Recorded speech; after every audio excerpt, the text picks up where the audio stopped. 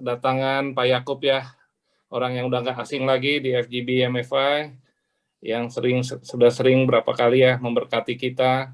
Kita hari ini mau belajar tentang apa itu paradigma ilahi. Jadi kita harus tahu apa yang ada di pikiran Tuhan, apa mindsetnya Tuhan, sehingga kita bisa menjalani hidup ini dengan lebih efektif dan lebih berkenan di hadapan Tuhan. Waktu dan tempat saya serahkan Pak Yakub, mungkin bisa 1 jam Pak, silakan Pak. Setelah itu kita mungkin ada Q&A, mungkin ada teman-teman yang nanti mau Q&A bisa juga dicatat di chat, atau juga mungkin nanti kalau mau langsung boleh juga, terserah bagaimana. Oke, terima kasih, silakan Pak Yakub. Selamat malam, shalom para hamba Tuhan, para pengusaha. Kita semua pasti hamba Tuhan ya, bukan hamba setan, bukan hamba dunia. Dan status kita sebagai pengusaha atau sebagai profesional itu adalah karena keilmuan dan kompetensi kita. Saya mengajukan satu pertanyaan yang berhubungan dengan penelitian PricewaterhouseCoopers. Ya, beliau dengan timnya berkata bahwa tahun 2025 Indonesia akan mengalahkan Malaysia, bahkan akan sejajar mungkin dia bilang dengan Singapura.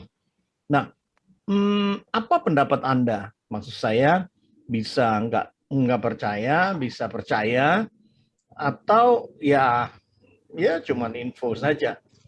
Tapi ketika yang menyampaikan PricewaterhouseCoopers di mana semua yang indikasikan, semua yang diprediksi oleh PricewaterhouseCoopers biasanya akan terjadi minimal 80%. Ya, silakan. Mungkin 5 menit pertama saya ingin membuka dengan pertanyaan, karena bicara mengenai paradigma ilahi itu tidak jauh daripada paradigma kita terhadap masa depan negara kita juga. Silakan. Pak Beni dulu. Gimana Pak tadi? Saya rada lost dikit. Ya, PricewaterhouseCoopers berkata tahun 2025 Indonesia akan mengalahkan Malaysia dan akan sejajar dengan Singapura. Menurut saya sangat mungkin Pak, karena Indonesia mempunyai modal buat ke sana. Dari segi resources, human resource, natural resource, population, land, semuanya ada. Jadi saya sangat optimis. Ya, oke. Mungkin saya minta pendapat yang saya lihat malam hari ini hadir sahabat saya yang saya hormati, Bapak Antonius Nathan. Saya nggak tahu kalau beliau ternyata juga aktif di Tomang Chapter ya. Pak Anton ini ada di PGLPI atau PGI ya Pak? Saya lupa. PGLII Pak. PGLII ya, jadi staf ahli ya Pak, Bapak di sana ya? Ya. Ya. Pak, menurut Bapak, apakah prediksi dari PricewaterhouseCoopers ya, bukan sembarangan ya, itu bisa terjadi 80% atau berapa Pak? Silakan. Ya, saya pernah baca buku dari seorang pendeta, Octavianus, yang mirip seperti yang disampaikan Pak Yakub, bahwa Indonesia 2045 itu adalah salah satu negara besar di dunia. Ya, bukan sekedar Asia Tenggara. Hari ini Indonesia masuk dalam presidensi G20. Hari ini ekonomi Indonesia jauh lebih besar dari Malaysia. Ya. Ketua Dewan Keamanan juga, Pak. Ketua Dewan Keamanan Indonesia sekarang. Ya. Jadi ada beberapa hal Indonesia sudah jauh lebih maju daripada Singapura dan Malaysia. Bahkan untuk urusan pandemi saja Malaysia kalah jauh dari kita. Penanganan radikalisme Malaysia kalah dengan kita. Jadi saat ini Indonesia sudah masuk ke dalam kompetisi ya, kompetisi yang sangat keras dengan Malaysia dan Singapura. Dan saya percaya Indonesia betul-betul menjadi negara adidaya, dan karena dilihat dari banyaknya penolakan-penolakan dari multinational corporation terhadap kepemimpinan Jokowi. Mereka takut bahwa apa yang disebut dengan gelombang ekonomi baru ini betul-betul menyapu bersih kawasan Asia Tenggara. Dan China sudah merangkul Indonesia. Jadi tanda-tanda itu sudah sangat jelas terlihat. Dan Indonesia sebagai negara muslim terbesar, negara punya potensi ekonomi syariah dan industri halal nomor 4 terbesar di dunia, sudah berjalan sekian tahun. Artinya potensi ini juga akan dilihat oleh kelompok Timur Tengah, bahwa Indonesia punya potensi yang sangat besar di dalam sisi bisnis.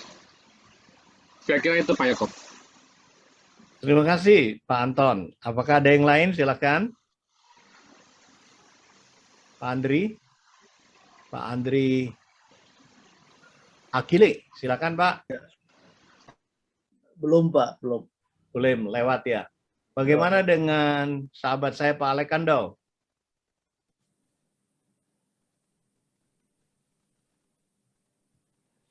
Di-unmute dulu Pak Alex. Masih di-unmute dulu tolong Pak. Ya. Nah, ya, kalau saya lihat ya, orang itu tidak percaya pada waktu Bung Karno bilang, pada waktu kita tahun 1945 itu merdeka, banyak orang tidak percaya bahwa kita akan menjadi negara maju pada saat itu ya. Tapi ide atau pemikiran Bung Karno dan tidak bisa dicapai oleh generasi sesudah sesudah Bung Karno, Bader Johan dan semuanya itu tidak bisa. Apalagi waktu masuk kepada Pak Harto. Karena kami lihat bahwa orang baru jadi kaya kan. Jadi baru lepas, baru jadi kaya, jadi lupa semuanya. Bahwa anugerah Tuhan dalam 10 tahun terakhir, dalam 7 tahun terakhir ini, kita dapat presiden yang baru di dalam pemikiran, di dalam, ya karena mungkin dia bisnismen, dan dia pernah merasakan bagaimana kemiskinan. Tapi bukan itu yang maksud saya, tapi dia sekarang sedang mengurus. Nah, apakah berhasil atau tidak, ini kita akan lihat sampai tahun 2024. Tadi kan dikatakan bahwa Price Waterhouse and Coopers itu kan berbicara mengenai tanggal tahun 25. Ya. Kalau saya tidak salah. Ya, betul. 25. Kalau kita lihat aja sampai 24, kalau terjadi perubahan yang tidak terlalu beda dengan dengan Pak Jokowi, saya kira bisa 25. Atau mungkin agak mundur.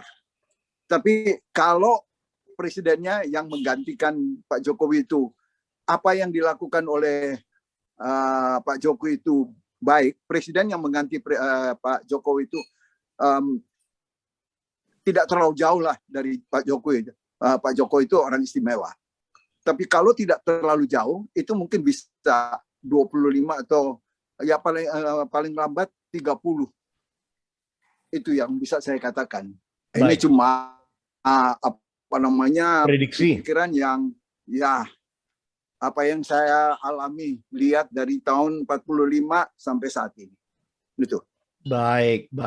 Mungkin 2 terakhir, ada lagi yang mau memberi pendapat. 3 ini semua pada setuju, bisa ya.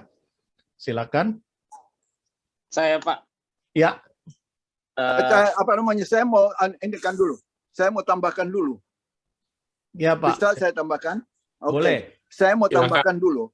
Itu persoalan mental kita. Bisa dirubah enggak? Itu.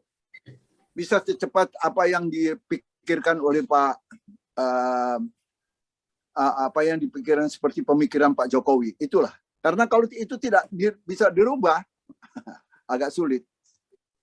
Ya. Baik. Luar biasa ya, usia 88 masih bisa memberikan ulasan begitu tajam. Luar biasa, Pak Alex. ya. Silakan tadi Pak siapa yang mau? Pak Benny Benny, Martin, silakan. Pak Benny Martin, monggo Pak. Anugerah. Iya, Pak. Sebenarnya kalau tadi saya sepaham dengan Pak Alex Kandau ya, 2025 itu mungkin terlalu cepat ya. Tapi bisa aja, karena kenapa? Ya sekarang sih mungkin kita nggak bicara politik, ada kandidat yang sedang bekerja saat ini di Jawa Tengah. Dan kalau memang dia nanti Tuhan pilih, atau semua dengan sekehendak Tuhan, bisa jadi. Tapi baliknya lagi, 2025 menurut saya agak terlalu cepat sih. Terlalu cepat karena sekarang kalau dihitung kondisi dengan ekonomi kita masih nomor keberapa, dan apalagi Singapura kalau kecuali Singapura bangkrut ya Pak ya, karena dia kan negara trading. Nah disitulah kesempatan kita bisa membalap ya, karena itu sih teori yang saya tahu. Jadi dia akan turun, bukan bangkrut kali terlalu slim, tapi kalau dia ekonominya turun dan Malaysia pun lagi mengalami goncangan, sedangkan kita ada perbaikan, saya rasa 2025 bisa. Itu. Tapi kalau itu terlalu cepat, saya sepaham dengan Pak Alex tadi ngomong. Mungkin bisa jadi 2030. Itu sih sepaham ini. Saya jadi agak sedikit 80% saya nggak yakin, mungkin 50-50 jawaban saya. Puji Tuhan. Bapak pernah dengar nggak uangnya Singapura itu 40% uangnya Indonesia? Betul. Oh, jadi akhir tahun nanti ya Pak ya, awal tahun ditarik ya. Iya. Amnesti ya. Iya. Baik. Ada lagi? Kalau nggak ada, saya tergelitik untuk dengar dari Dokter Karta ya. Dokter, silakan Pak Dokter. Saya bukan ahli ekonomi nih Pak. Loh, justru itu Dokter Karta. Karta. Saya orang sakit saya bisa obatin. Tanya jantung, Dok. Tahu saya sih anak-anak Tuhan akan naik bukan turun, kepala bukan ekor. Haleluya. Tergantung yang berdoa aja Pak. Kalau banyak yang berdoa pasti banyak berkat. Indonesia dipulihkan pasti diberkati. Haleluya. Amin. Itu yang pengen saya dengar. Justru ahli ekonomi itu nanti terlalu jelimet gitu. Jadi Pusing Pak. Dokter Karta percaya ya bahwa itu bisa terjadi. Nah, Pasti Pak, bukan percaya, pasti. Amin. Asal anak-anak Tuhan berdoa bersatu Pak. Iya. Jadi kalau yang memprediksi itu sangat kredibel, itu dia malu kalau nggak terjadi gitu. Kalau saya sih melihat PricewaterhouseCoopers-nya aja ya, gitu. Dan kalau itu benar-benar terjadi, itu sebuah paradigma baru yang harus dipersiapkan oleh para bisnismen, para profesional. Karena Dokter Karta, alat-alat medis yang sekarang kita pakai terutama di beberapa rumah sakit swasta itu udah maju sekali ya Pak ya. Betul Pak. Ya. Dan itu akan terus. Dan kalau kita juga sudah ada artificial intelligence itu juga lumayan digenjot sama Pak Jokowi, itu pasti terjadi. Nah, sehubungan dengan FGB ini, kita apakah cuman tahu atau tadi Dokter Karta bilang berdoa dan berusaha dan menyiapkan. Pak Alex juga berkata, ya tergantung mentalitas kita. Ya. Pada malam hari ini, izinkan saya membagi paradigma ilahi yang diaplikasikan dalam dunia bisnis maupun profesional dan keluarga dan kehidupan kita sehari-hari. Kolose 3 ayat 2, pikirkanlah perkara yang di atas bukan yang di bumi. Keep thinking about things above, not things on the earth. Jadi pendapat dari Dokter Karta tadi ya berdasarkan ayat ini juga. Ya kalau anak Tuhan banyak berdoa, ya pendapat dari teman-teman tadi juga melihat dari sudut pandang bagaimana destiny Indonesia ini di mata dunia. Ya. Nah, Kolose 3 ayat 2 tulisan Rasul Paulus ini berimplikasi pada 15 aplikasi praktis paradigma ilahi. Ya. Saya senang untuk menyampaikan firman Tuhan yang bisa disimplifikasi ya, disimpulkan dan bisa diterapkan segera. Ya, kita malam ini cuma 5 saja. Nanti Senin depan 5 lagi dan Senin terakhir 5 lagi. Oke. Pertama, ternyata paradigma itu harus belajar melihat yang tidak terlihat. Karena yang terlihat itu sementara dan yang tidak terlihat itu adalah kekal. Nah, kita baru saja membicarakan yang belum terlihat loh. Setuju ya? 2025 itu belum tentu terlihat. Maksudnya belum terlihat. Hanya semua ramalan. Pak Tanu tolong ditampilkan Triune Brain, Pak. Jadi Tuhan itu menganugerahkan kita. Baik. Ada 3 macam otak, Bapak-bapak, Ibu. Ya, ada Ibu saya lihat ya. Pertama itu reptilian brain. Kedua, mammalian brain. Yang ketiga itu neocortex, ya. Di sini ada dokter Karta, ada profesional atau neuroscience atau psikolog, psikiatris. Saya sendiri mendalami ilmu behavioral, ya. PhD saya di organization behavior. Kami mempelajari ini. Ya, ketika kita memprediksi, Tuhan memberikan kita reptilian brain. Ya, itu sebabnya semua data atau apapun dari luar akan diterima oleh reptilian, dan reptilian kalau memang aman baru dilanjutkan ke tempat amigdala atau neocortex. Ya. Reptilian itu prinsipnya fight or flight. Ya, berperang atau udah mundur. Dia autopilot. Jadi banyak saraf sensorik juga dikendalikan. Nah, ketika kita melihat tahun 2025, sangat mungkin karena ada konsonan otak yang sudah Tuhan sediakan. Ya. Nah, apa bedanya dengan iman? Nah, itu beda.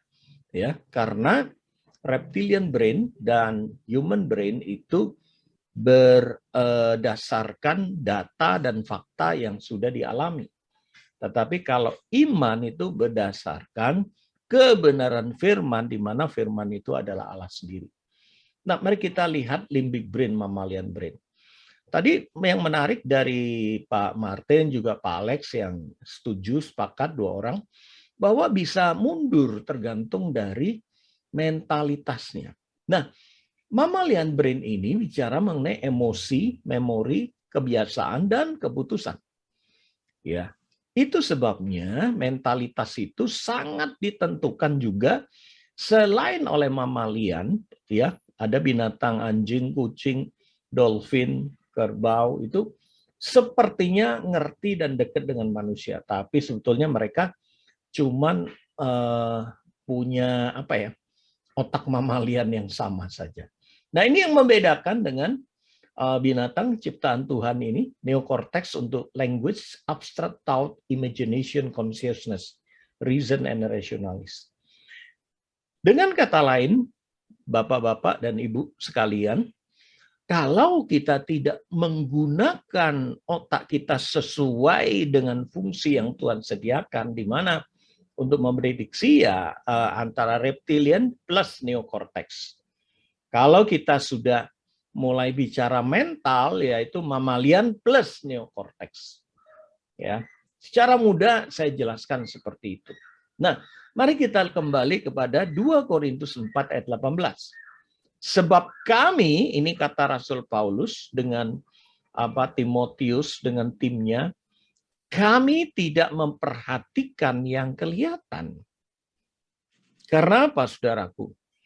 Korintus adalah orang-orang yang sangat filosofis dan orang-orang yang sangat logis. Dan Rasul Paulus berusaha menanamkan fondasi yang lain.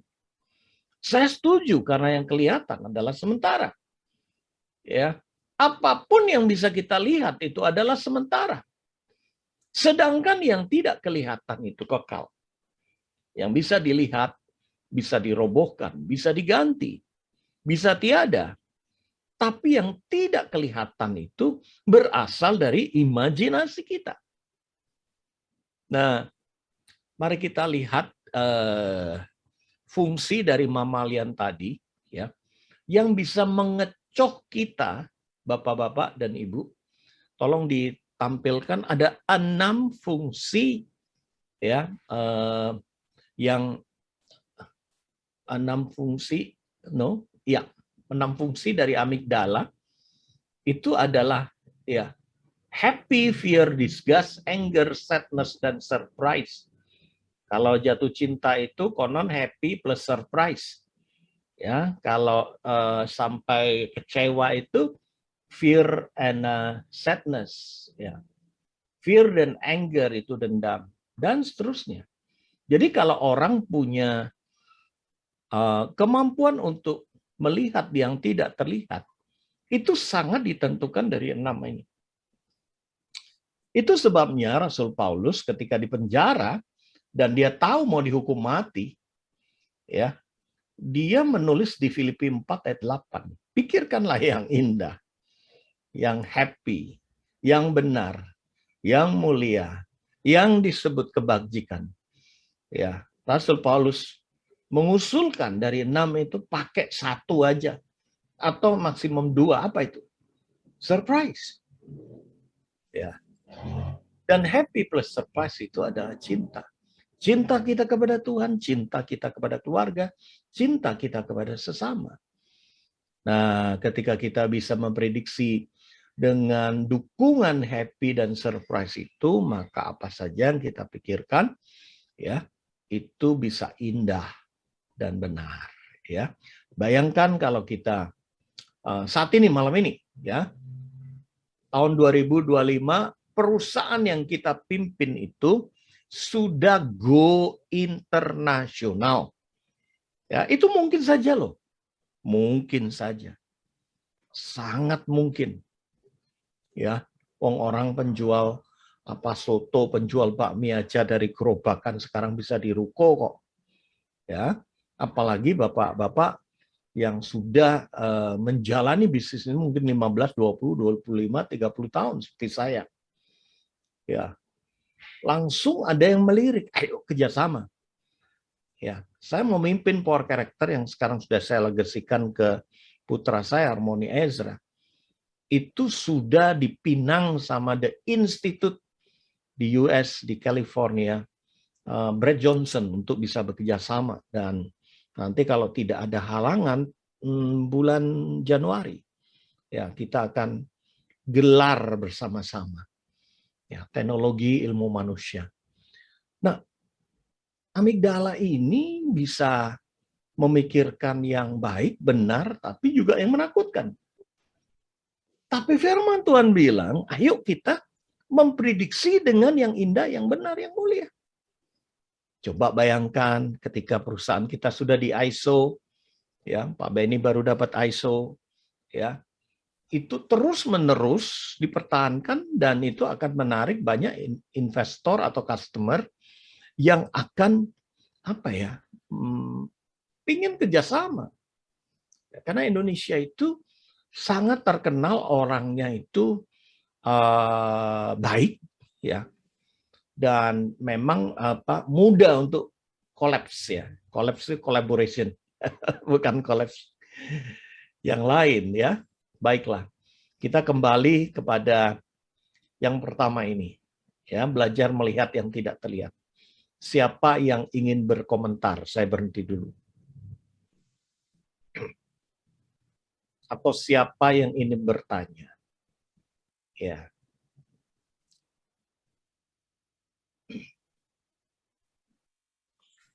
Mungkin boleh yang Tuhan kasihi Pak Dedi Ong bisa memberikan masukan kepada kita semua, Pak Dedi. Ya, terima kasih Pak Yakub. Saya komentar yang pertama boleh ya Pak? Boleh, silakan. Ya, tadi saya setuju ada beberapa komentar dari sahabat-sahabat saya, dan Pak Benny, Lucy, Benny Martin, dan juga senior saya Pak Alex Kandau. Semua saya setuju Pak. Tapi berpulang juga dari pemimpin negeri kami, Pak. Ya, Tuhan izinkan negara ini bisa berkembang jika pemimpin negeri kami ini memiliki kejujuran, bijaksana dalam memimpin negeri ini, dan yang utama takut akan Tuhan, Pak. Maka tidak ada yang mustahil bangsa dan negeri ini akan menyaingi bangsa-bangsa yang lain. Amin. Saya ingat, Pak, boleh baca firman sebentar ya, Pak? Monggo, Pak, silakan. Saya ingat dari ulangan 28 ini begini, Pak. Jika engkau baik-baik mendengarkan suara Tuhan Allahmu, ya, dan melakukan dengan setia segala perintahnya yang kusampaikan kepadamu Amin. pada hari ini, maka Tuhan Allahmu akan mengangkat engkau di atas segala bangsa di bumi. Demikian, Pak. Terima kasih. Berarti Pak Dedi percaya walaupun presidennya mungkin tidak sebaik Jokowi, tapi kalau orang-orang full gospel, para pengusaha ini melakukan ulangan 28, Tuhan tetap memberkati. Bagaimana, Pak? Ya, karena kalau di firman Tuhan ini, Tuhan akan memberkati bangsa-bangsa ini jika kita melakukan perintahnya, Pak. Ya, dalam skala yang lebih kecil, para pengusaha di full gospel ini, jika melakukan ayat firman Tuhan ulangan 28 ini, melakukan perintahnya, apakah kita juga punya iman berdasarkan ulangan 28 ini? Ya, saya pikir tergantung masing-masing, Pak. Sama Ya. mereka iman masing-masing. Ya. Ya, terima kasih, Pak. Ya, karena kita tahu kesaksian orang yang tidak kenal Tuhan, Lim Swee Leong, ketika zaman perang pun, zaman susah itu ya Pak ya, tetapi malah menjadi konglomerat karena tepung ya kalau tidak salah dulu itu. Bogasari. Bogasari. Ya, hanya Tuhan yang bisa menunjukkan kesempatan. Kesempatan itu nggak terlihat, setuju ya? Ya, Pak. Ya. Resiko juga nggak kelihatan loh. Ya, betul. Ya.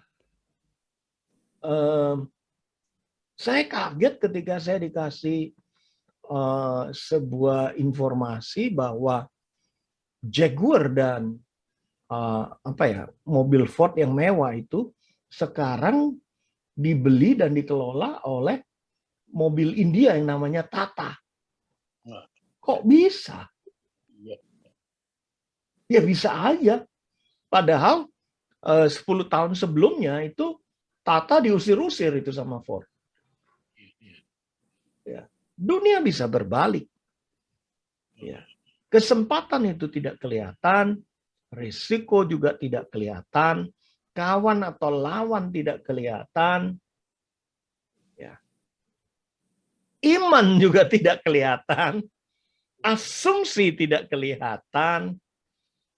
Nah, saya ingin dua orang lagi memberikan pendapat, bukan PWC lagi, tapi tentang firman ini.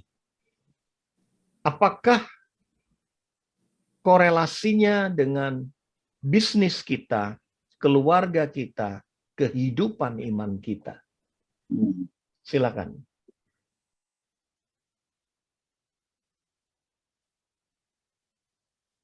Ya. Boleh saya bersaksi satu? Boleh. Saya mau cerita aja. Saya itu banyak kali bicara mengenai kesulitan itu adalah berkat. Memang orang bilang, loh kok kesulitan berkat? Iya, kesulitan itu berkat. Kalau kita melihat melalui firman Tuhan. Nah, ini 2 bulan lalu, dalam masa pandemi ini terjadi dengan istri saya.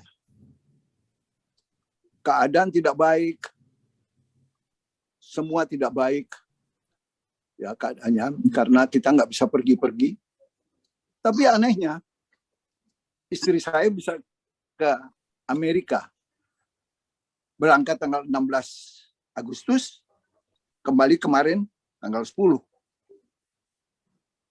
Tidak punya uang, tidak punya apa, bisa berdua dengan temannya itu di panggil ke Amerika hanya untuk datang di sana untuk memberkati seorang seorang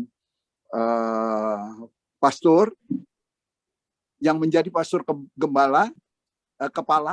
pastor kepala di daerah LA. Orang Indonesia.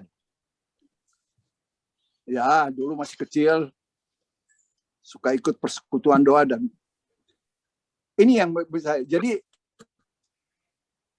kadang-kadang kita tidak bisa memikirkan dengan pikiran rencana Tuhan terhadap seseorang. Saya juga berpendapat demikian. Sebab itu saya berani katakan tadi, kalau mental kita berdoa pasti bisa. Jadi ini berbicara mengenai iman. Karena sebab kami tidak memperhatikan yang kelihatan, melainkan yang tak kelihatan.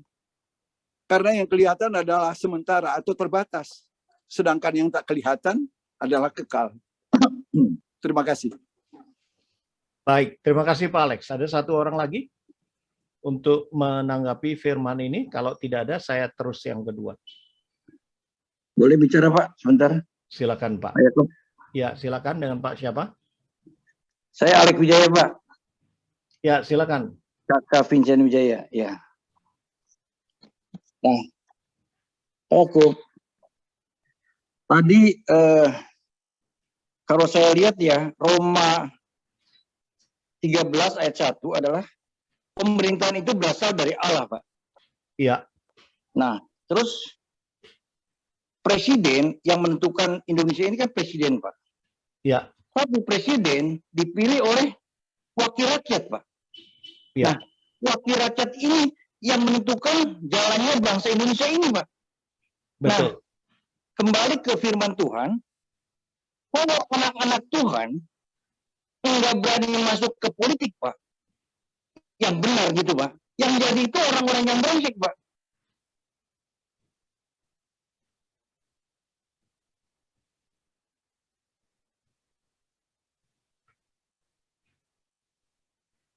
Ya, jadi pendapat Pak Alex adalah berpolitik itu tidak salah karena malah bisa mewarnai dengan kebenaran firman Tuhan. Demikian ya, Pak? Cinta firman itu bergerak di dalam masuk politik, Pak. Ya. Contohnya memang Daniel ya, Pak ya? Yang benar gitu loh, Pak. Kalau enggak, Yusuf juga ya, nah, di pemerintahan. Betul sekali, betul sekali. Betul sekali. Kalau bukan orang baik, Pak, orang jahat yang akan memimpin bangsa ini, Pak, itu akan kembali feedback lagi kepada apa namanya, mungkin 30 tahun yang akan datang lagi, Pak, gitu loh, Pak. Itu maksudnya, Pak. Terima kasih, Pak. Terima kasih, Pak Alex. Dan kita tahu Kapolri kita ya, Pak Alex, sudah anak Tuhan tuh, Pak, Kapolri. Iya, betul dan sekali. Kita betul doakan sekali. Semoga Panglima kita nanti diganti kan ya, Gatot diganti. Betul.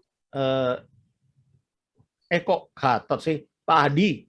Pak Hadi, ya, itu orang baik, Pak. Pak Hadi, Pak. Iya, Pak. Ya, itu diganti lagi dan penggantinya adalah orang yang baik dan kalau Tuhan izinkan anak Tuhan juga, ya.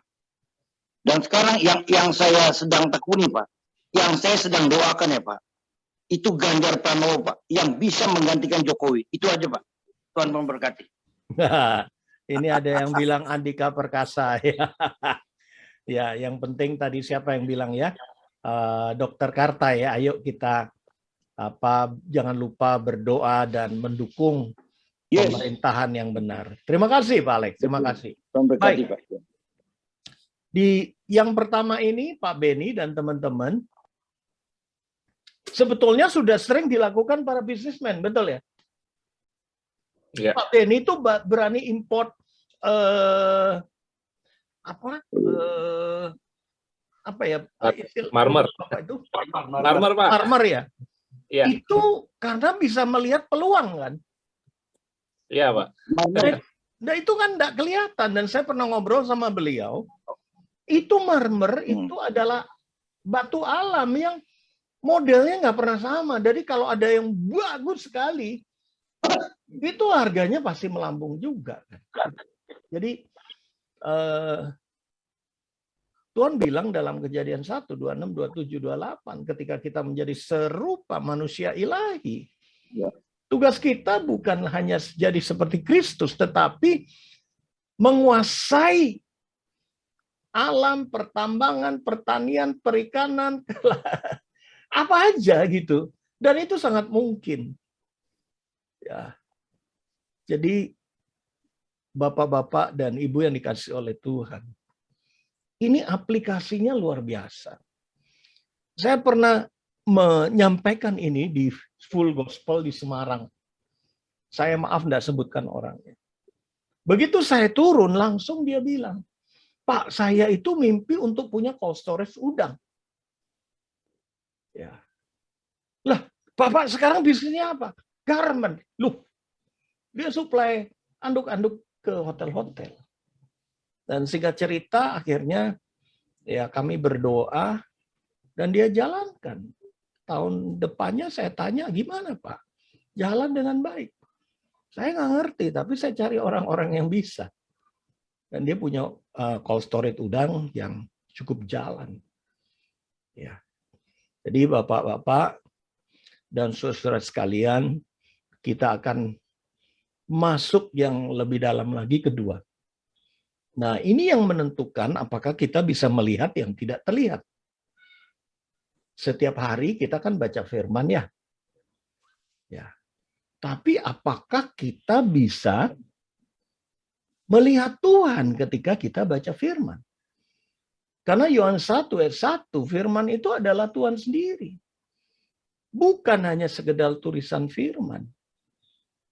Ya, bahkan kita boleh nggak baca firman yang dikirim dari WA? Boleh.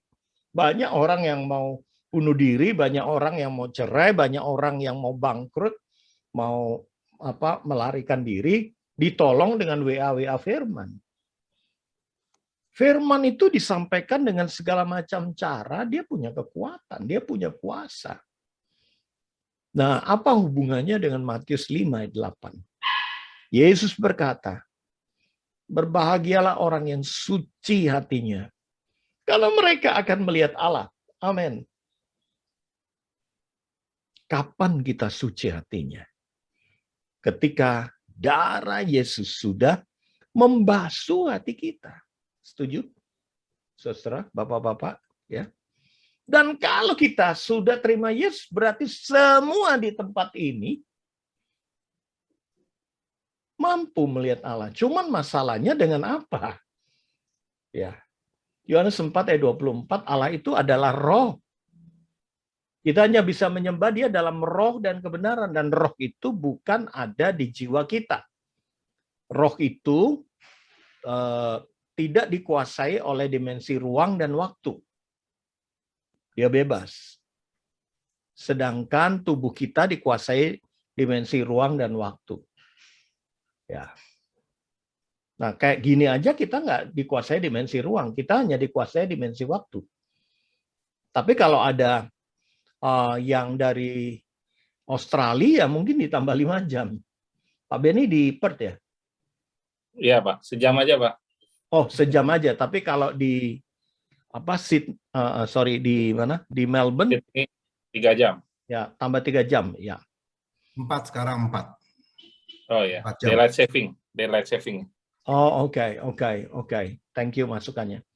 Berarti kita ini tidak lagi dibatasi ruang dan waktu, bisa. Ya kayak Zoom gini kan.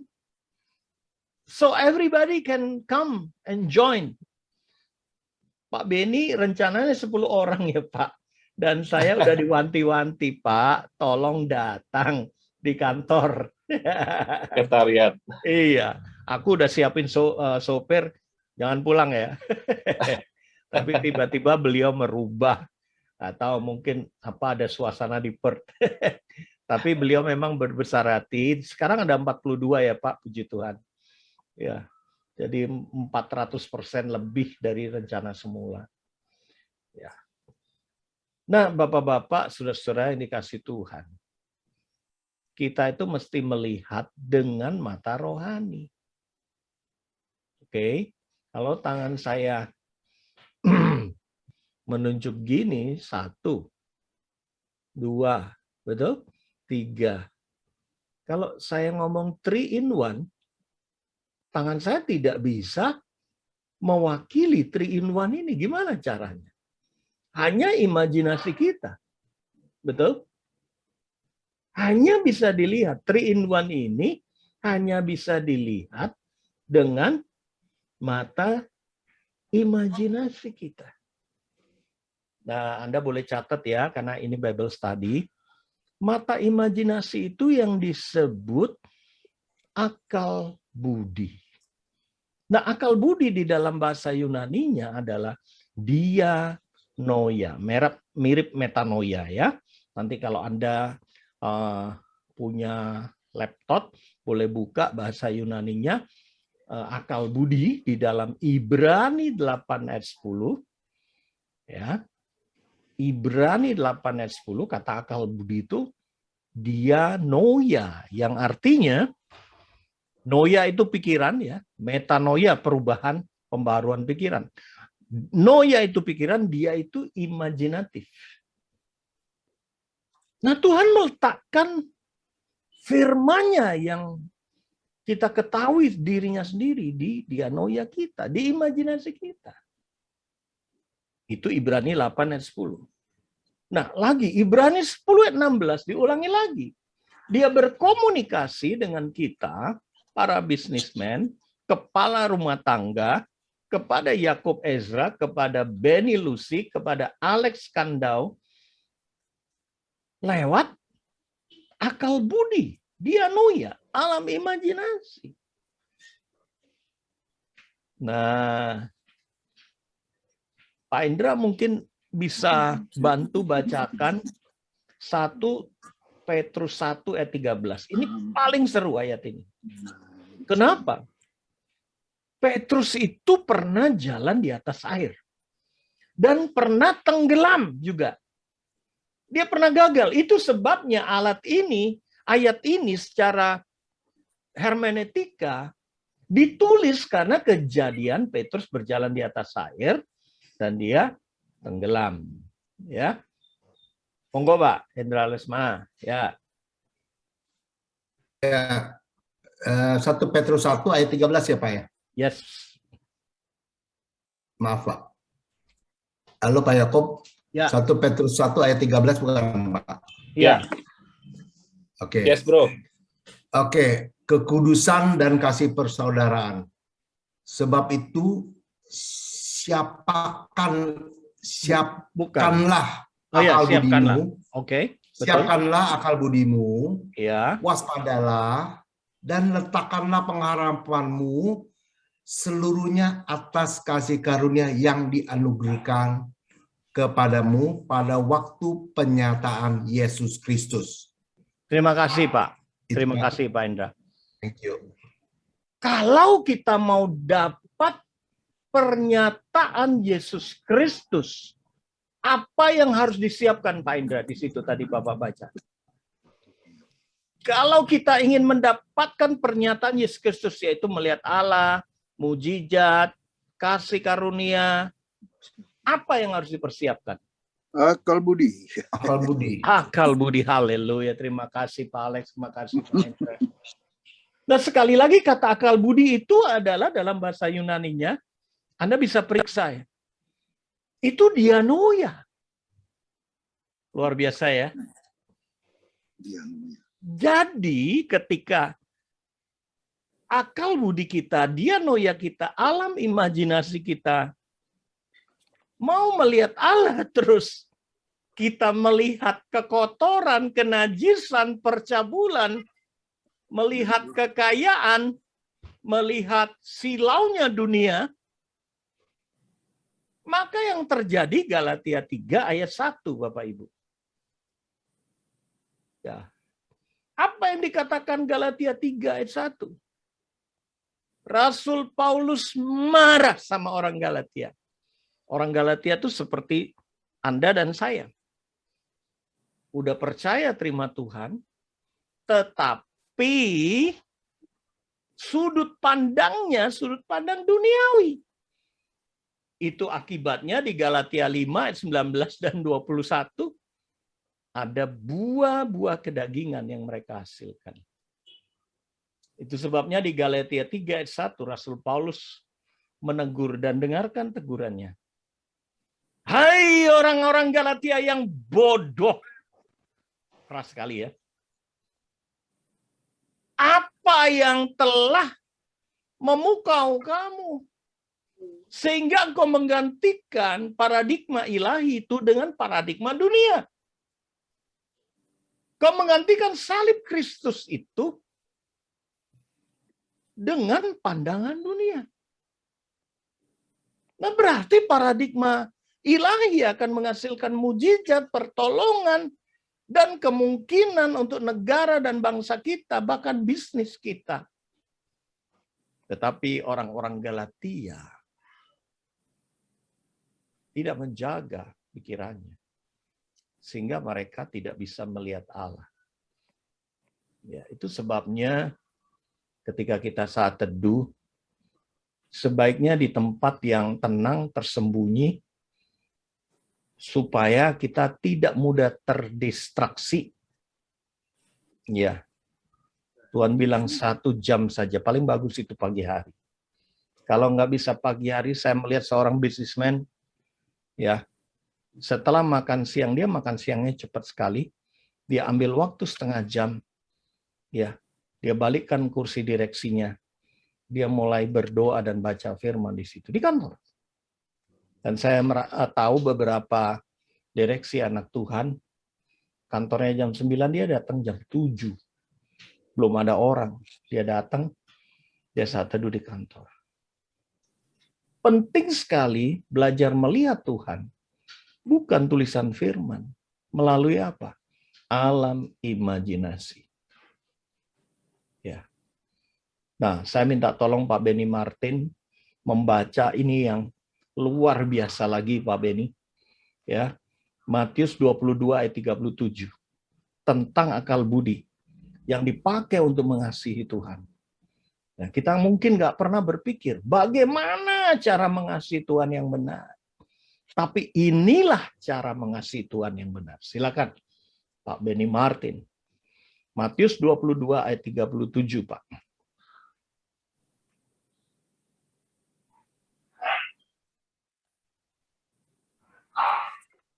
Saya pakai HP, sebentar, saya mungkin wajah saya nggak ini ya Pak ya. Matius 22 ayat 37.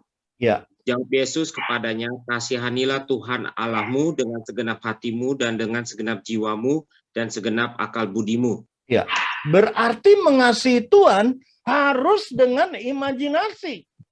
Nggak bisa dengan dialogismus. Logika kita nggak bisa.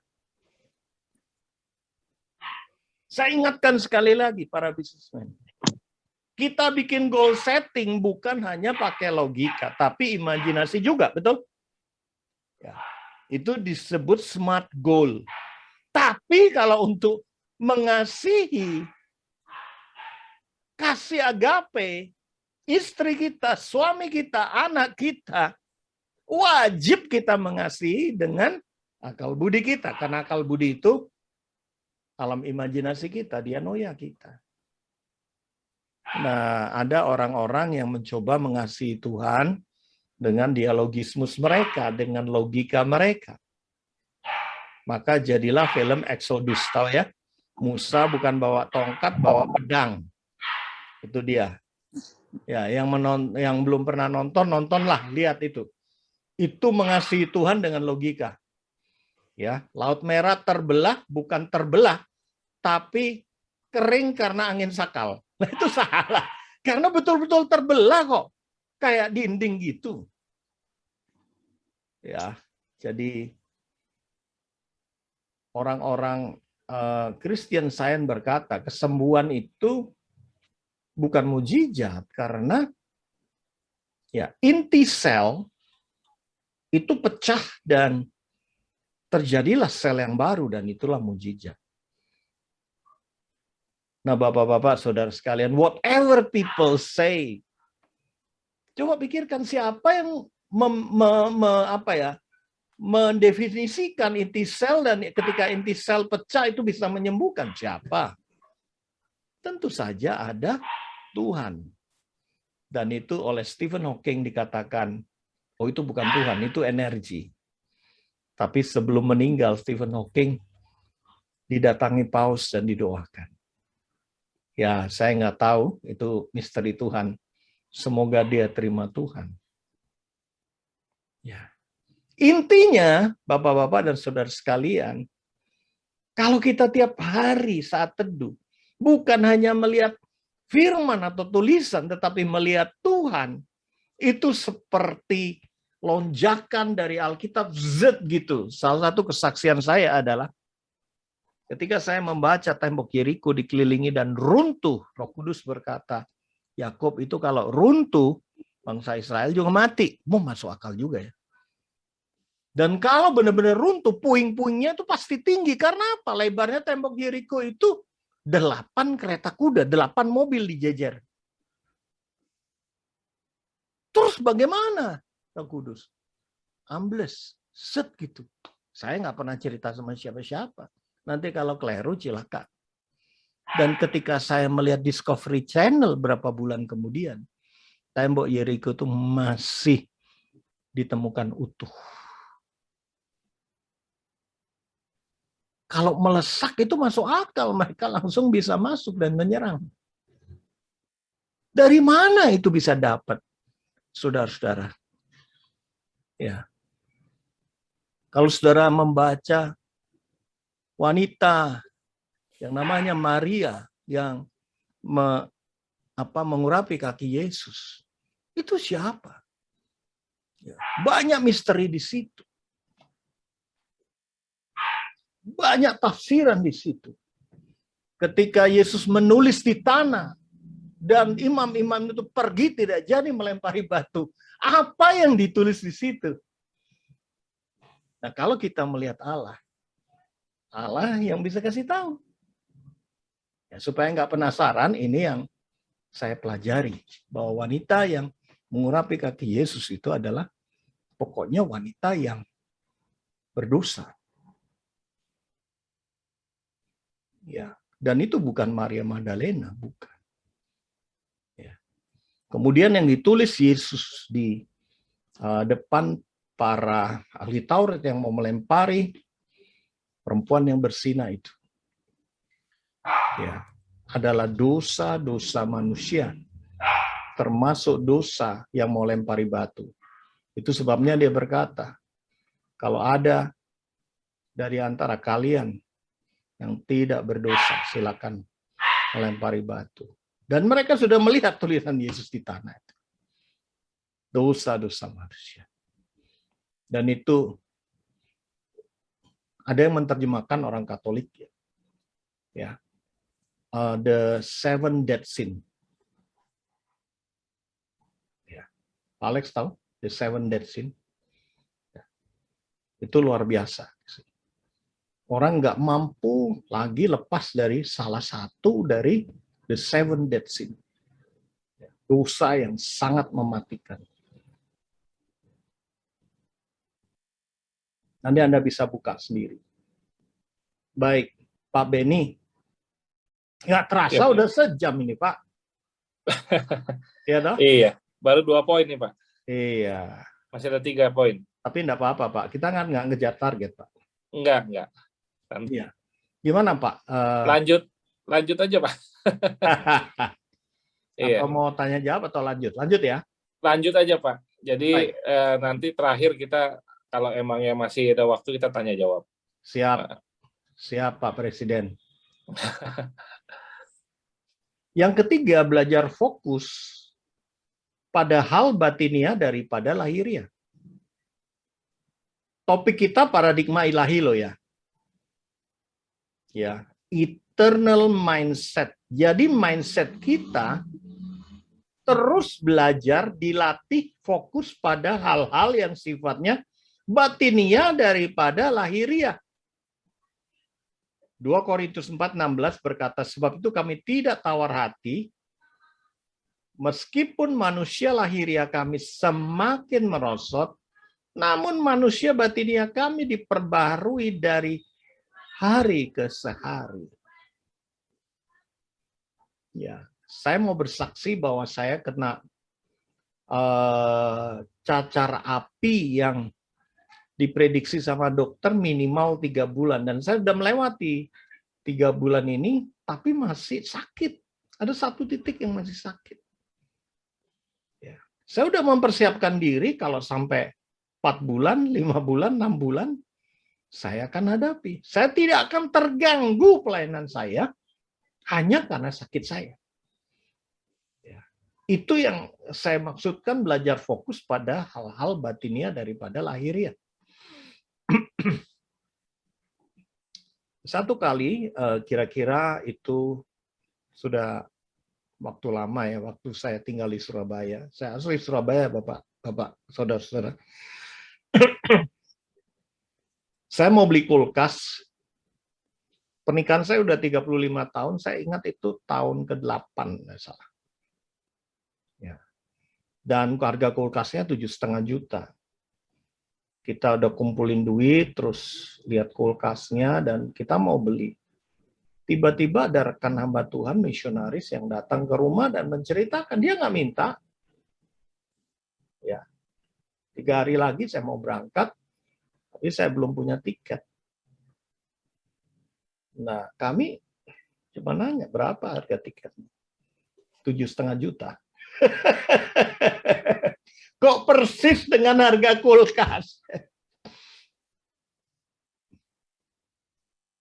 Saya cuma mandang istri, dan suami istri sepakat, ya udah itu kehendak Tuhan. Istri saya cuma mengangguk, berarti setuju. Dan kami berikanlah 7,5 itu untuk tiket.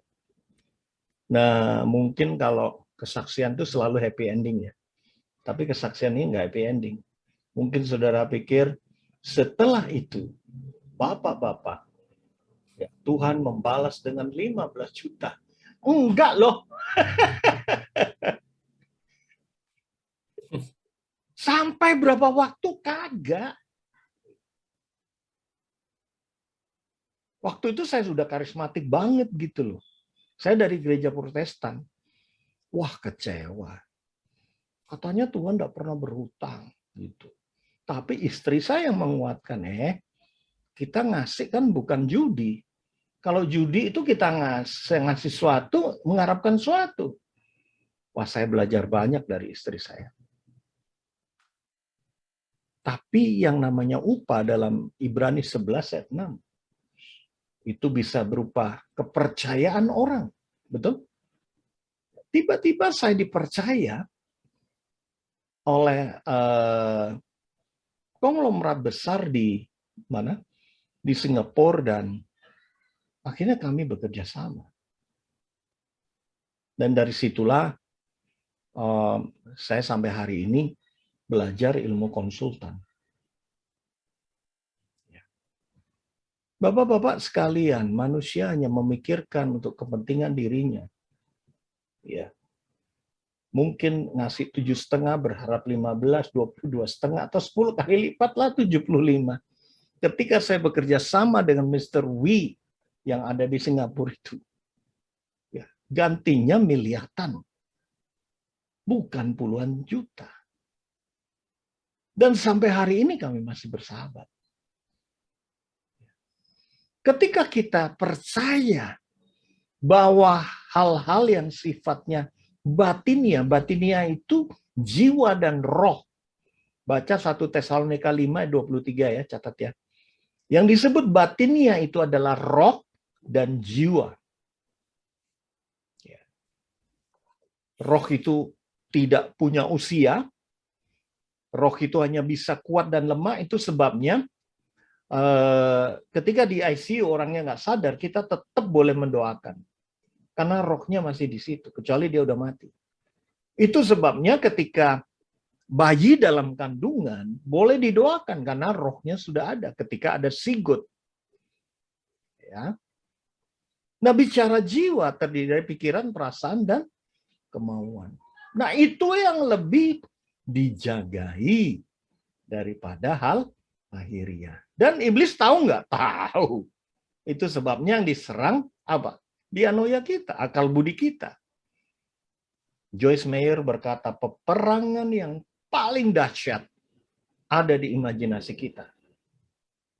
Charles Stanley berkata bahwa pusat kendali hidup kita ada di alam bawah sadar kita. Ya, Bapak-bapak, saya kenal dengan seorang pengusaha, mungkin Anda kenal juga ya, Bapak Samuel Setiawan. Sekarang dia CEO di grup MAP Equity. Ya. Beliau punya pabrik kapas waktu itu. Terbakar, hilang, ludes kekayaannya, minus.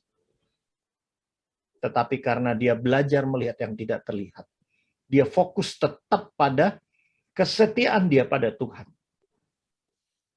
Dan Tuhan bukan hanya mengembalikan, tetapi mempercayakan berlipat kali ganda. Mungkin ada yang lagi gundah gulana, mungkin di tempat ini ada yang sakit seperti saya. Ayo kita perkuat manusia roh kita. Kita jaga hati kita, Amsal 4 ayat 23. Dengan segala kewaspadaan, agar enggak terjadi kepahitan. Kita jaga harapan kita dan iman kita. Ya. Yang keempat, silakan. Betul ya, yang keempat ya Pak Penny ya. Iya. Belajar mendengar nasihat hati nurani. Mazmur 16 ayat 7, aku memuji Tuhan yang telah memberi nasihat kepadaku.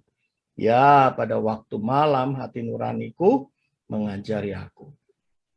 Nah, kalau kita tidak tahu bahwa hati nurani itu adalah perangkat otak, dan hati nurani itu harus diisi, hati nurani itu bisa dinodai, terluka, dan tidak bicara, maka kita akan bingung. Ya. Maksud Mazmur 16 ayat 7 ini, setiap malam hendaklah kita evaluasi. Seperti Yesus evaluasi. Apa saja dari pagi, siang, sore, malam itu yang sudah terjadi. Dan sudah 10 tahun ini saya lakukan firman ini, dan hasilnya luar biasa.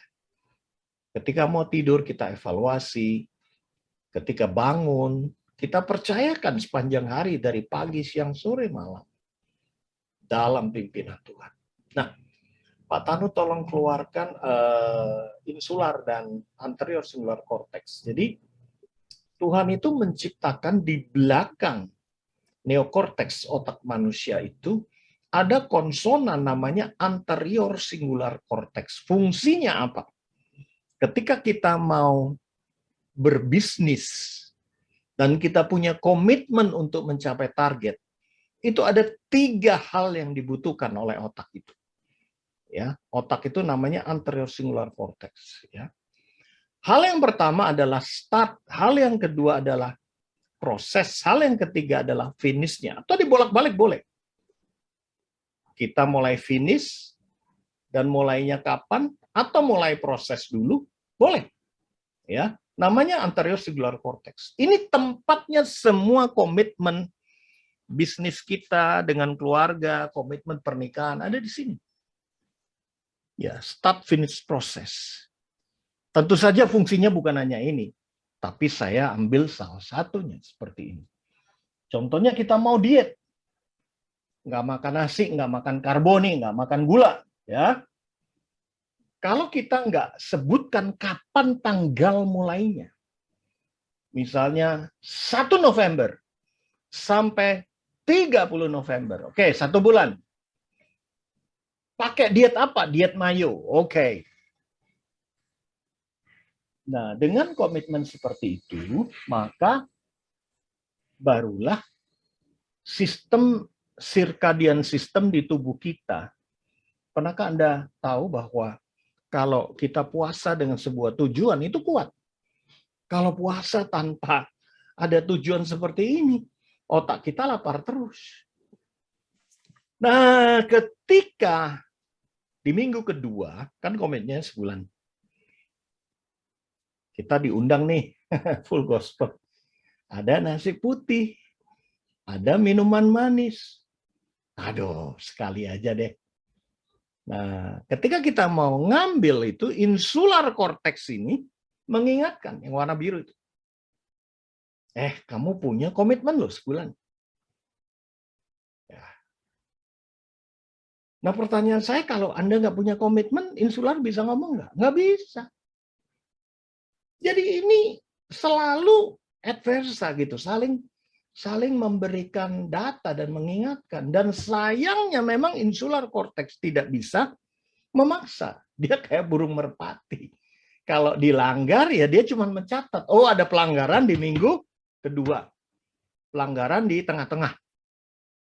Dan setelah itu Anda diet lagi. Maka firman Tuhan yang berkata, siapa yang setia dalam perkara kecil akan dipercaya perkara yang besar. Nah, disinilah letaknya. Ketika kita bikin komitmen lagi, bukan 1 bulan, mungkin 1 minggu. Tiba-tiba di tengah dalam 7 hari itu, di hari keempat, kita tiba-tiba loyo. Kenapa? Karena sudah terjadi pelanggaran ketika kita diet. Di pertengahan. Nah, itulah cara kerja dari insular cortex. Nah, insular cortex itu sering diasosiasikan sebagai hati nurani. Nah, kenapa hati nurani bisa ternoda? Ya, karena banyak pelanggaran komitmen yang kita lakukan. Itu sebabnya jangan komitmen, apalagi dengan Tuhan, apalagi dengan keluarga, jika kita belum mampu melaksanakannya. Tapi tanpa komitmen pun itu sebuah komitmen. Ya. Jadi itulah yang saya sebut, setiap malam kita mesti introspeksi diri supaya isi anterior singular cortex kita juga mengevaluasi segenap kehidupan kita. Baik, yang terakhir, Bapak Ibu, saudara sekalian, belajar mempercayai Tuhan Immanuel. Ya, haleluya. Ya, Matius 1:23, dan mereka akan menamakan dia Immanuel, yang artinya Allah menyertai kita. God with us. Tempatnya Allah di mana? Di Dianoia itu. Burung punya sarang, serigala punya liang. Anak manusia tinggalnya di dalam Dianoia. Saya cuma ingin mengakhiri dengan perkataan seperti ini. Pak Beni, kalau ada masa yang sulit Bapak sebagai Presiden Chapter, dan Tuhan berkata, Beni my son, I'm Immanuel, I never leave you alone. Bagaimana perasaan Bapak?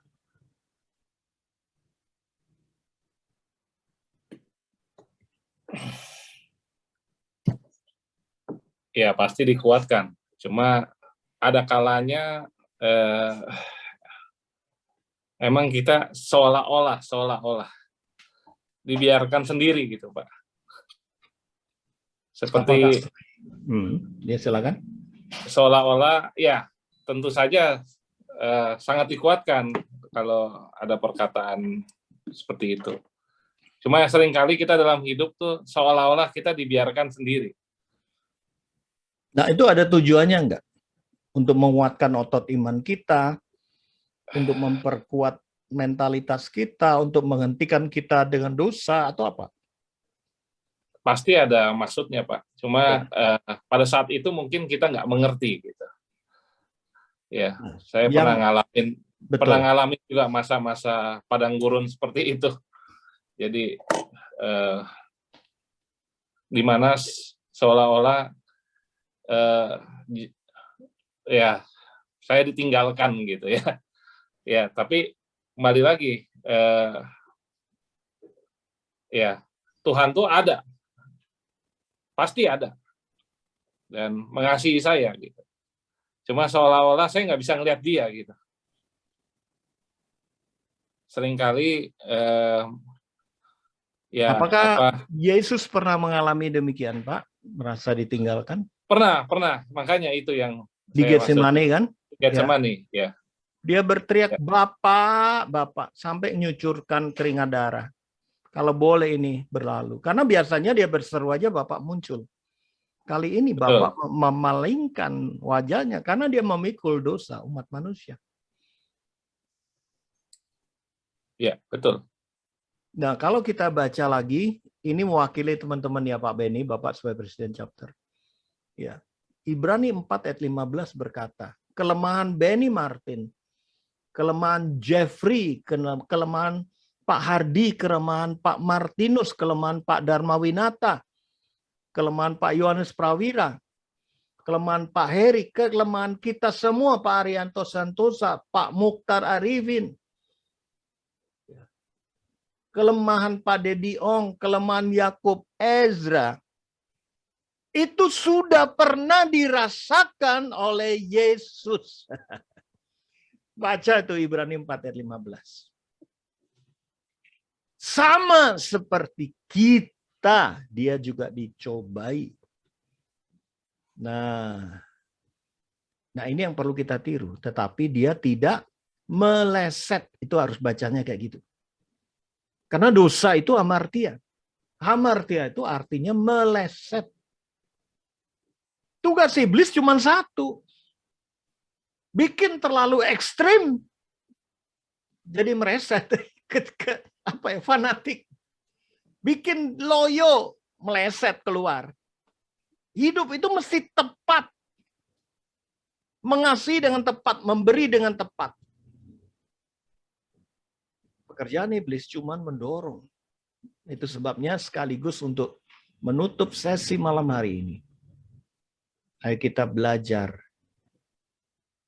mempercayai Tuhan itu Immanuel. Dia tidak pernah meninggalkan kita. Dia mengajar kita untuk tepat di dalam kehidupan ini. Berespon benar kepada istri, berespon benar terhadap customer, berespon benar kepada Tuhan, berespon benar terhadap musuh-musuh kita, berespon benar dengan situasi yang tidak benar, berespon benar dengan orang-orang yang tidak benar, berespon benar dengan barang-barang yang mengecewakan kita. Mesin-mesin yang kita pakai mungkin rusak dan lain sebagainya. Berespon benar ketika terjadi gempa, berespon benar ketika terjadi pandemi. Nah, itulah yang membuat kita tidak meleset. Mungkin pertanyaan saudara, bagaimana dengan Pak Yakub? Saya jujur berkata tidak 100%. Ada beberapa hal yang diketahui oleh pendeta Tanu bahwa saya masih bisa emosional. Gitu.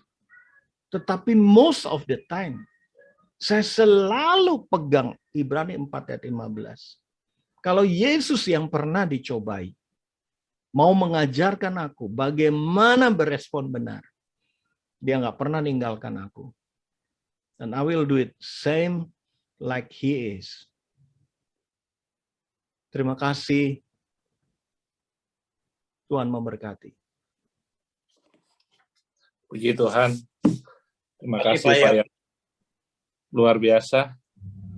Masih bisa ada yang mau tanya nggak nih Pak Yakub?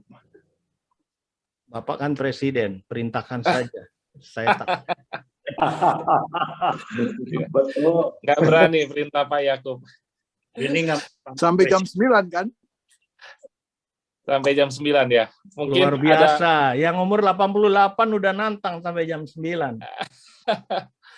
Ya mungkin 2-3 orang lagi kalau mau bertanya silakan. Untuk sesi hari ini ada 5 poin yang tadi, belajar melihat yang tidak terlihat, belajar melihat Tuhan bukan tulisan firman, belajar fokus pada hal batinia daripada lahiriah, belajar mendengar hati nurani, dan belajar mempercayai bahwa Tuhan itu Immanuel.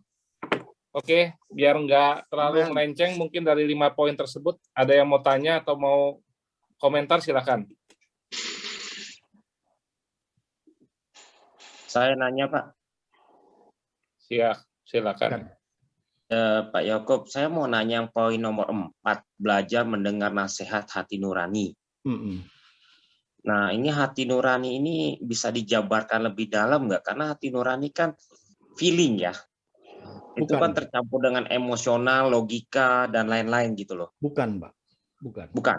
Bukan. Izin Apa itu, saya Pak? jelaskan ya. Mhm. Izin saya jelaskan, Pak. Gambar 88%, Pak. Baik, Pak. Ya, jadi Bapak-bapak yang dikasih Tuhan, keilmuan saya di strata 3 selain teologi ada juga human behavior, di mana di dalamnya saya mempelajari hal-hal seperti ini. Ya, ketika 3 tahun yang lalu saya udah disertasi untuk ngambil strata 3 yang ketiga psikologi, dan cucu saya meninggal. Ya, saya bersyukur kalau saya sudah mengambil, bayangkan strata 3-nya 3 ya, human behavior, organization behavior, teologi, filosofi, dan psikologi. Betapa gilanya saya. Ya, gilanya saya. Saya bisa ngelihat orang dengan cepat, motivasi orang, terus bisa ngomong dengan mau tujuannya apa, itu gampang sekali. Karena saya mengerti semua hal-hal semacam ini. Bapak pernah dengar NLP, Pak? Neuro Linguistic Program, Pak Benny Martin? Enggak, Pak. Enggak ya? Ya udah. Oke. Jadi di dalam otak kita itu ada alam sadar. Mungkin Pak mundur lagi, Pak. Ada alam sadar disebut conscious, ya. Ada alam bawah sadar disebut subconscious, dan ada pikiran nirsadar atau unconscious. Nah, balik lagi, Pak. Nah, alam sadar itu hanya berpengaruh 12%.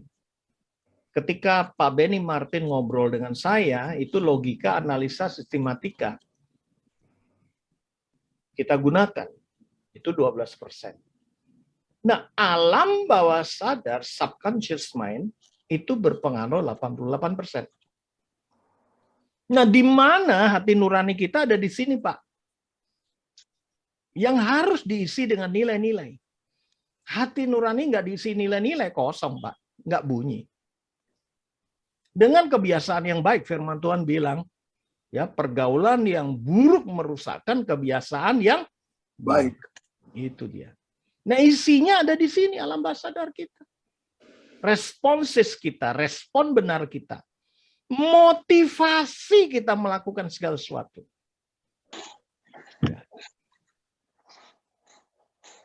Pak, ini bukan kesombongan. Dalam nama Yesus disingkirkan.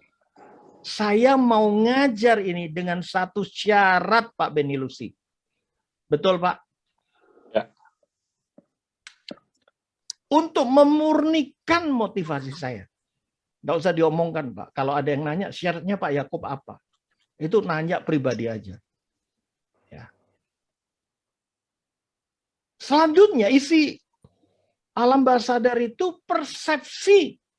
Sudut pandang yang kita pelajari ini, persepsi ilahi. Iman, pengharapan, basic trait itu keunggulan-keunggulan kita. Ya, Yudika itu anak Tuhan dari gereja kami. Ya, yang artis itu. Idol. Ya. Dia kalau suruh nyanyi ya pasti enak gitu aja. Ngomong aja enak. Nah, dia tahu kelebihan dia di situ. Pak Benny Lucy tahu ketika ngelihat marmer. Yang asli, yang indah, yang harganya berapa tahu gitu. Kelebihan Pak Antonius Nathan itu berpikir sangat strategik dan beliau itu datanya luar biasa. Kalau mau nanya apa aja sama beliau tuh. Nah, saya enggak kenal yang teman-teman lain. Ya. Untuk saya, Anda boleh tanya tentang ilmu manusia apapun, kenapa manusia bunuh diri, kecewa, saya pasti bisa jawab. Nah, itu basic trait itu. Kelebihan kita harus kita pegang. Dan itu bisa menjadi sebuah respon otomatis di dalam hidup kita. Nah, isi hati nurani ini ada di sini Pak Benny Martin, harus diisi sama semua ini. Gimana kalau kosong? Ya enggak berfungsi Pak hati nurani. Jadi hati nurani itu sebuah perangkat software Pak. Ya, hardware-nya namanya itu tadi apa anterior singular cortex dan insular namanya, insular cortex gitu Pak.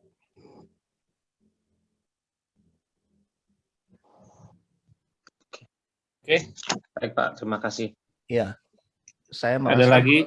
Saya merasa Pak Benny Martin belum terlalu mengerti, tapi nanti kalau ketemu aku tak jelasin lagi. Iya Pak, bahasanya banyak yang baru, tapi tadi yang saya sih udah lihat ada yang 12%, 84 apa tadi sisanya 88. Nah, 88 itu yang lebih besar, yang habits, value itu Pak. Saya nangkapnya itu hati nurani ya Pak. Ya misalnya Bapak dipengaruhi oleh parenting papa mama ya, ayah dan bunda. Nah, itu masuk aja deh. Ini Pak, alam bawah sadar, Pak. Ya kan? Makanya susah sekali ya, Pak siapa nih? Pak Dharma Winata. Orang Indonesia berhenti makan nasi, susah nggak, Pak? Susah. Sebelum makan, kalau belum makan nasi, Pak. Itu, sudah makan satu kerbau ya masih belum makan katanya. Nah, itu alam bawah sadar, Pak. Gitu loh. Oke. Ya Pak, Benny, Lucy, silakan. Oke, mungkin ada lagi yang saya boleh belajar nih hari ini. Ya, karena judulnya 5 poin itu depannya belajar ya. Jadi ya kita harus belajar ya Pak ya, nggak bisa serta-merta aja, itu semua mesti dilatih ya Pak ya. Berarti ya, hati nurani mesti dilatih, cara melihat Tuhan mesti dilatih, melihat sesuatu yang nggak kelihatan, semua latihan ya Pak ya, berarti ya. Nggak serta-merta ya Pak ya. Iya. Dan saya sangat respect sama Pak Benny Lucy, karena ini rencana mau disampaikan di malam hari ulang tahun Tomang Chapter. Dan waktunya tinggal 15 menit waktu itu. Saya pusing. Tapi saya nggak pernah menyalahkan siapapun, tetapi ya akhirnya terjadilah malam hari ini. Saya langsung manuver kan ya. Udah nggak pakai materi, udah khotbah aja. Iya. Jadi hari itu emang nggak ada yang tahu Pak. Ternyata ada peraturan Pemda jam 9 mesti bubar. Jadi terima kasih Pak Yakub, langsung banting setir, langsung hantam kromo, tapi luar biasa Pak. Kemarin banyak semua diberkati. Amin. Ya. Oke, mungkin ada lagi pertanyaan satu sebelum berakhir untuk malam ini. Bro Lucy. Ya Pak Vincent, silakan Pak. Iya. Selamat malam Pak Yakub. Pak Vincent. Shalom. Shalom. Saya teman baiknya Samuel Setiawan Pak. Kita berdua cukup dekat dengan Samuel Setiawan. Oh, itu yang sering disebut beliau. Ya ampun. Ya ampun. Ya. Iya. Jadi baru ini bisa bertatap muka dengan Pak Yakub. Ya. Sama Pak, sama. Beliau sering memberi apresiasi kepada Bapak. Ya, thank you Pak. Ya, teman baik, sahabat lah ya, teman lama. Ya. Saya sangat diberkati malam hari ini. Khususnya tadi sesi terakhir mengenai subconscious mind. Ya. Yesus sendiri banyak bicara tentang hati ya Pak ya, hati. Bahkan seluruh kejahatan itu sumbernya hati ya. Kita dapat di Markus 7, Matius 15 dan sebagainya. Betul Pak Vincent. Kemudian di Amsal sendiri dikatakan jagalah hatimu dengan segala kewaspadaan karena dari sana terpancar ya kehidupan. Nah, kembali ke diagram yang tadi Pak Yakub tayangkan, berarti kita belajar dari SD, SMP, SMA, fakultas itu lebih banyak mengisi porsi yang di atas ya Pak, 12% ya. Betul Pak, dan sistemnya itu alam bawah sadar. Ya. Makanya kita mengingat guru yang ngajar kita. Makanya kita mengingat suasana belajarnya. tapi kontennya minta maaf, yaitu 12 itu. Betul sekali. Makanya kita melihat walaupun seseorang bergelar profesor, Pak, yang hanya kalau dari ilmu sekular aja yang 12%, itu banyak kejahatan terjadi juga dilakukan oleh intelektual karena yang 88% itu tidak terisi ya. Dan tidak diketahui banyak orang, Pak. Tidak diketahui banyak orang. Iya. Nah, jadi sebetulnya yang saya ingin dapat penjelasan dari Pak Yakub itu, hati itu di dalam tubuh kita itu di mana tepatnya? Ya. Tadi saya sebutkan, mohon izin Pak, di Ibrani 8 ayat 10. Ibrani 10 ayat 16. 1 Petrus 1 ayat 13. Galatia 3 ayat 1. Mazmur 22 ayat 37. Itu semua ayat isinya ada sebut akal budi. Dan ada puluhan ayat yang lain. Nah, akal budi itu dalam bahasa Yunaninya dianoia, Pak. Dianoia itu adalah alam imajinasi kita. Ya, sebetulnya otak kita itu tidak bisa dibagi dua, otak kiri, otak kanan. Itu hanya untuk pembelajaran. Contohnya amigdala itu adalah fungsi untuk mengatur emosi, juga hormon dalam tubuh kita. Nah, itu ada di belakang telinga kiri dan kanan. Tapi untuk memetakan pembelajaran, maka disebut otak kiri dan kanan. Nah, kalau di dalam firman disebut hati, ya, itu memang sama dengan akal budi. Akal budi itu imajinasi. Nah, imajinasi itu isinya juga perasaan-perasaan, Pak. Jadi, sebetulnya kalau kita secara biologi, hati kan di perut ya, Pak. Gitu. Tapi orang juga bilang hati di dada, deg-degan. Bukan, itu jantung. Ya. Kalau rasanya nyesek itu karena GERD. Ya. Nah, hati sesungguhnya yang disebut secara spiritual, itu positioningnya di brain science, itu ada di imajinasi kita. Di amigdala itu hati kita. Yang mengatur semua perasaan dan emosi. Demikian, Pak. Jadi lihat sudut pandangnya. Oke. Bagaimana dengan konsep manusia itu terdiri daripada 3 elemen, Pak, yang di dalam 1 Tesalonika 5 ayat 23. Iya. Lalu connect ke sininya bagaimana? Itu kan manusia kan terdiri pada, atau definisi manusia adalah makhluk roh yang mendiami tubuh dan mempunyai jiwa. Jiwa bicara malah pikiran, perasaan dan kehendak di situ. Iya, itu jadi koneksinya ke situ. Iya. Definisi Rick Warren itu saya suka sekali. Ya. Jadi kita ini manusia roh yang menempati tubuh dan punya jiwa. Iya. Jadi ada dikotomi juga di kalangan Protestan biasanya. Ya, jiwa dan roh itu jadikan satu. Kenapa? Ya, ada dikotomi dan trikotomi. Iya. Iya. Okay. Kalau saya trikotomi, Pak, karena firmannya triko. Iya. Saya juga trikotomi. Iya. Tapi kalau mereka mau menyatukan silahkan. Karena apa? Mereka punya teori begini, Pak, bahwa jiwa kita itu wadahnya roh. Nah, dibuktikan dari apa? Tubuh itu lemah, roh itu penurut. Nah, jiwanya di mana? Bersama dengan roh itu. Gitu, Pak. Dasar dari dikotomi itu seperti itu. Jadi sebenarnya jiwa itu pikiran, perasaan, kemauan. Ada di mana itu? Kalau pikiran ada di 12% tadi, Pak. Ya. Kemudian kalau perasaan ada di 88%, Pak.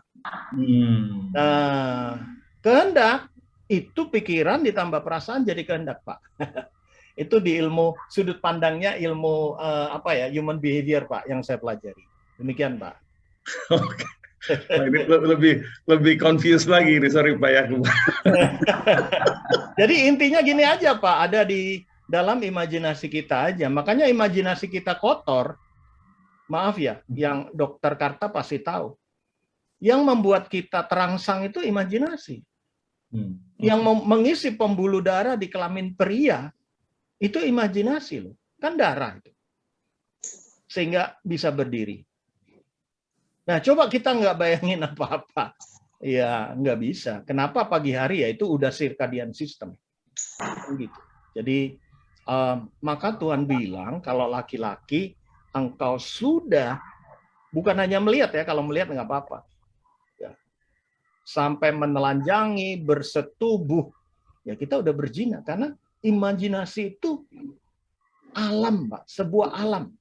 Yang sekarang lagi dibangun dengan game-game anak-anak kita, terus pakai kacamata yang sudah sepertinya di dunia virtual, Pak. Nah, itu imajinasi.